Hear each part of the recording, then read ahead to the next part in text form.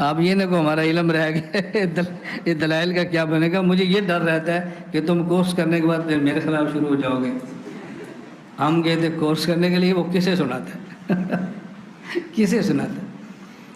مجھے ایک مرتبہ ایک مولوی صاحب نے کہا، علماء بھی ہمارے بادشاہ لوگ ہیں، بادشاہوں کی جو پھر قدر کرنی چاہیے نا۔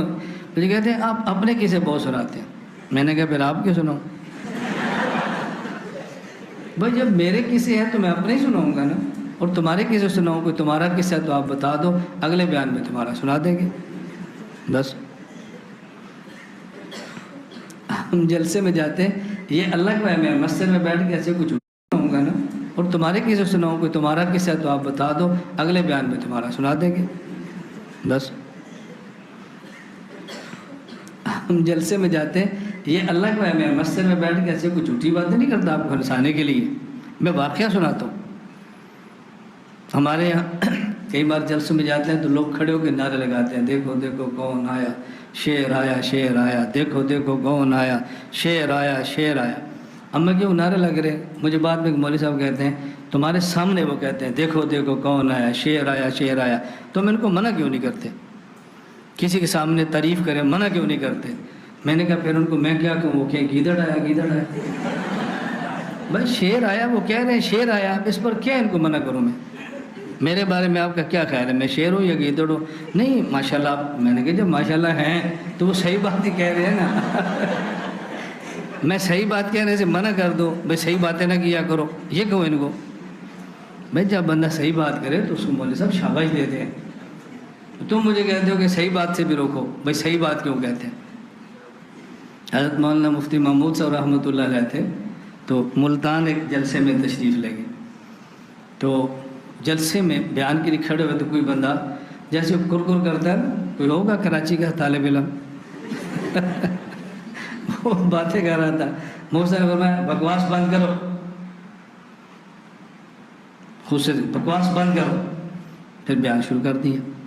اگلے دن جلسہ بہاولپور تھا، یہ قومی اتحاد کے دنوں کے جلسے تھے، تو ایک بندے نے مفتی صاحب سے کہا جی ہم تو آپ کے بارے میں سنتے تھے کہ بڑے متحمل مزاج ہیں، بڑے معتدل ہیں اور بہت نرم ہیں، اور کل آپ نے کہا بکواس بند کرو، اتنا سخت لفظ۔ مفتی نے فرمایا اچھا آپ بتاؤ بکواس جاری رہنا چاہیے کہ بند ہونا چاہیے؟ کہا جی بند ہونا چاہیے۔ کہا میں نے کیا کہا؟ میں نے بھی یہ کہا بکواس بند کرو، میں نے اس میں کون سی سخت بات کی ہے؟ ایک بوڑھا آدمی گیا بیچارہ کسی حکیم کے پاس نا، تو حکیم سے کہنے لگا کہ مجھے کھانسی بہت ہو رہی ہے۔ حکیم صاحب نے کہا بڑھاپا ہے، ظاہر ہے بڑھاپے میں تو ہوگی کھانسی۔ اس نے کہا حکیم صاحب جوڑوں میں بھی درد رہنے لگا ہے۔ حکیم صاحب نے کہا بڑھاپا ہے، بڑھاپا ہے، اب یہ ٹھیک ہونے کی عمر نہیں ہے، بڑھاپا ہے۔ حکیم صاحب میں چلتا ہوں تھوڑا سا ادھر بھی کمر میں بھی پین شروع ہو جاتا ہے۔ حکیم صاحب نے کہا بڑھاپا ہے۔ حکیم صاحب نے، وہ بوڑھے کو غصہ آنا شروع ہو گیا، یار کوئی علاج بتاؤ یار۔ تو بوڑھے آدمی کو غصہ آ کے حکیم صاحب سے کہتے کیا بڑھاپا بڑھاپا لگا کے رکھا ہوا ہے یار، ہر بات میں بڑھاپا۔ حکیم صاحب نے کہا یہ بھی بڑھاپا ہے۔ جو آپ کو غصہ آ گیا نا، ایک دم ایکسائٹیڈ ہو رہے ہو، تو دیکھو کیا کر رہے ہیں، ٹینشن دے رہے ہیں۔ ایسے ایسے نسخے بتائیں گے، آدمی کہے گا بھائی یار میں بیمار ہی ٹھیک ہوں۔ ایک حکیم صاحب کے پاس، ہمارے جاننے والے حکیم تھے، ان کے پاس ایک پیشنٹ گیا، کہنے لگا کہ کیلشیم کی کمی ہے نا۔ حکیم صاحب نے کہا اچھا نسخے بڑے خاندانی ہوتے ہیں بعضوں کے پاس، لیکن وہ کون بنائے بیٹھ کے؟ حکیم صاحب نے کہا یہ جو انڈا ہے نا، اس کا چھلکا، مجھے پورا بھی یاد بھی نہیں، 15-20 سال پرانی بات ہے، یہ انڈے کا چھلکا لو، چھلکے کو کھرل کرو، کھرل کر کے پتہ نہیں کون سا اس میں کشتا ملاؤ، پھر اس کو مٹکے کے اندر دفن کر دو، 6 مہینے بعد نکالو، پھر اس میں پتہ نہیں اتنا دودھ ملاؤ، کیا کرو، وہ اتنا لمبا، اس نے کہا میں ہڈیوں کے کیلشیم کے بغیر ہی ٹھیک ہوں، میں ہڈیوں سمجھ رہے۔ لیکن بہرحال بیاض کبیر نام کی ایک کتاب ہے حکمت پر، ہندوستان میں لکھی گئی ہے، بہت خاندانی کتاب ہے، اس سے آپ کو اندازہ ہوگا کہ حکیموں کی ریسرچ کتنی ہوا کرتی تھی، کتنی ریسرچ ہوا کرتی تھی۔ تو آج دیکھو کیسے کیسے عطائی 2 نمبر قسم کے لوگ اس فیلڈ میں گھس گئے ہیں۔ لیکن کتابیں پڑھ کے خود سے نہ کھانا شروع کر دیں، کیلشیم کے لیے. جب تک یا تو کسی ڈاکٹر سے دوا لیں سیدھا سیدھا انسان کے بچوں کی طرح, یا کوئی صحیح ریلائبل حکیم ہو جو کسی ادارے سے پڑھا ہوا ہو پراپر.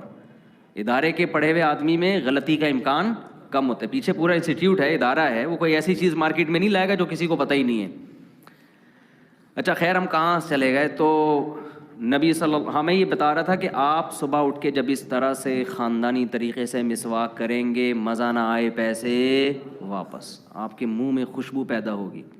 دیکھو ٹوتھ پیسٹ کی خوشبو نہیں ہوتی, ٹوتھ پیسٹ آپ کے منہ کی بدبو کو دور تو کر دیتا ہے, لیکن اس میں خوشبو نہیں ہوتی.